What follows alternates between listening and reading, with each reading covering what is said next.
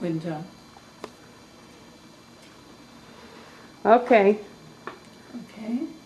so what do you want to talk about? Well, What were all their names? well, there were these little ladies. They wore gloves. They wore hats. My mother had one with a bird on it. God, couldn't stand that now. It was a dead bird, of course.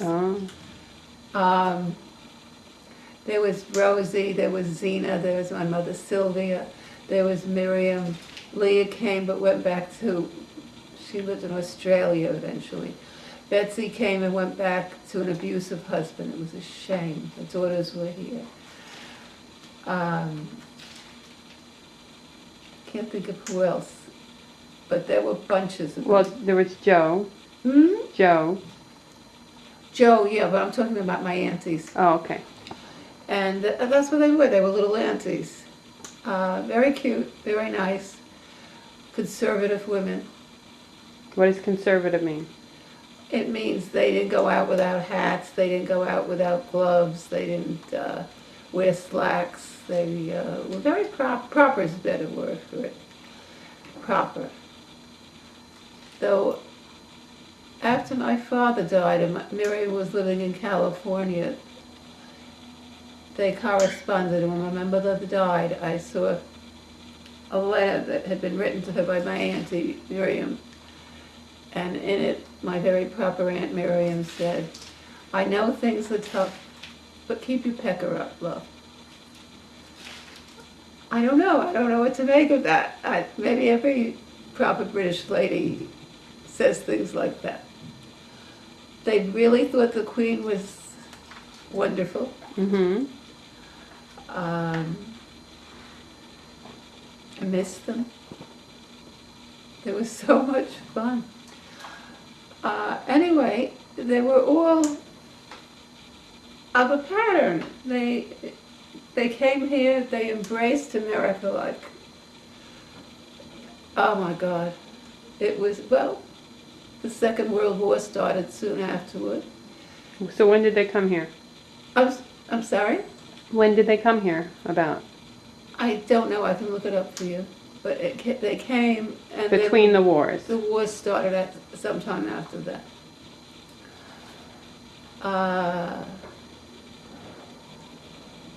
They probably came in bits and pieces, but probably in the late 20s, early 30s, something like that. It's got to be the early 30s, right, if the war started after that. And they sent packages home, literally care packages.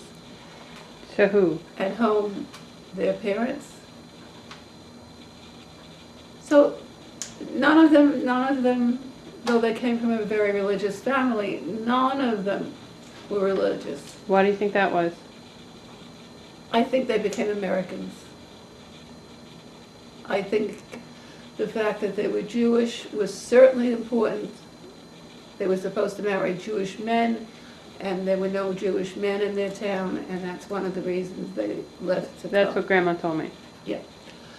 So they weren't trying to pass as not Jewish. What, love? They weren't trying to pass as not Jewish. No, it's just that it wasn't the core of their lives as it was for their parents. Now, what did they speak? They spoke English with each other. Did they speak Yiddish at all? No. But No. Could they speak Yiddish? They could speak Yiddish, and occasionally would if somebody was there that like me, that shouldn't hear. So anyway, there were these whole bunch of little British ladies doing what little British proper ladies do, except for one of them, and that was my Aunt Zena. And I guess you'd call her the Britney Spears of the family. Mm-hmm. And she had two teenage daughters who one day saw her at Yankee Stadium with a boyfriend.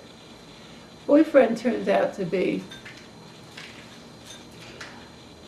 the Seltzer man. Oh, I didn't know they saw him at Yankee Stadium. Oh, yeah, yeah. See, live and learn. Let me talk and I give you goals.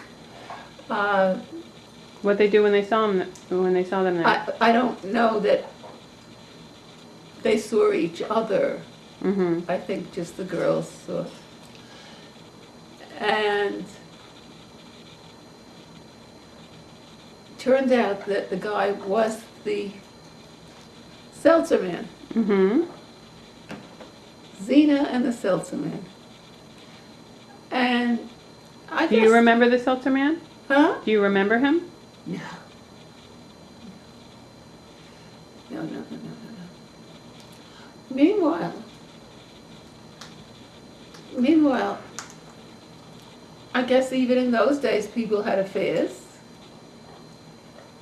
I guess maybe even British ladies had affairs. I don't know. I would be willing to bet that none of my other aunties had an affair. And my aunt got word. Let me set the scene first. There were 3 apartment houses. Mm-hmm. 2055, 2065, 2075. Grand Concourse, I might add. And there were 3 houses on one side of the street, apartment houses. And my Aunt Zena and my family lived at 2075. Not in the same apartment, but on the same floor. So, my aunt found out, I don't know who told her this, that her Seltzer man lover, her Seltzer lover man, was having an affair with one of the women at 2055. I think it was Irene's mother, I think I know this, but I'm not, that I can't swear to. And my aunt thought this was a really rotten thing to do. He dissed her.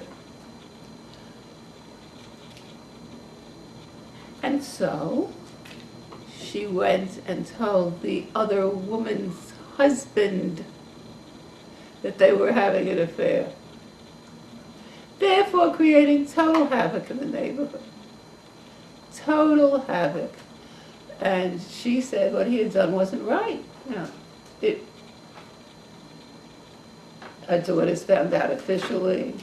Her husband found out. I remember being stopped in the street by this man. I was with my mother and he talked to her and I didn't even understand what the heck was going on. Your sister, blah, blah, blah, blah. And I just, but I found out too. And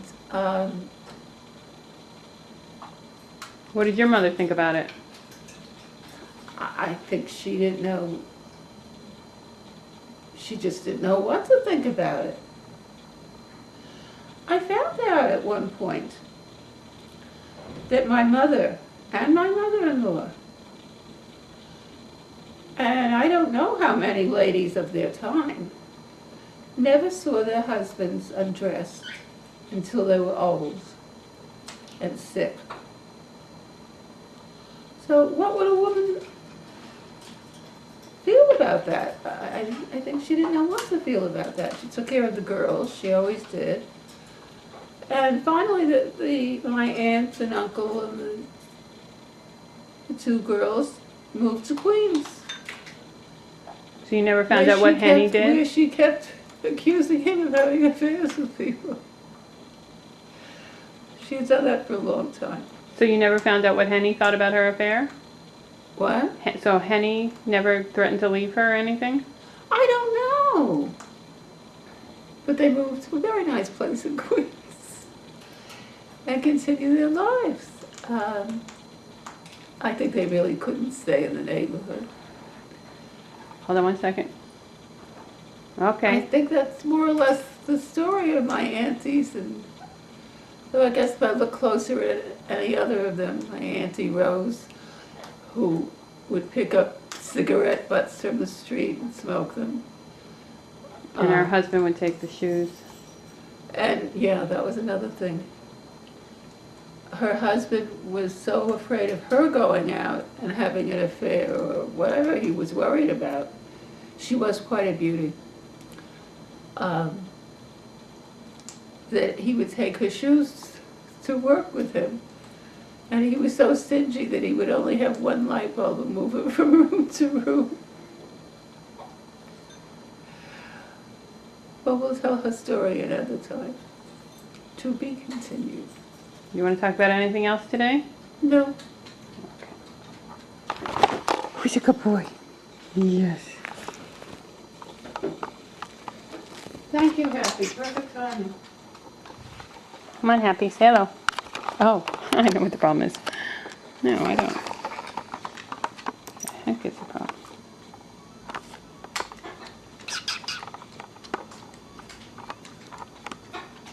There we go. Happy, come here. Come here. Who's a good boy? Who's a good boy? Come here. You're a good boy. Yeah, say hello. Is that a picture of a story? Yeah.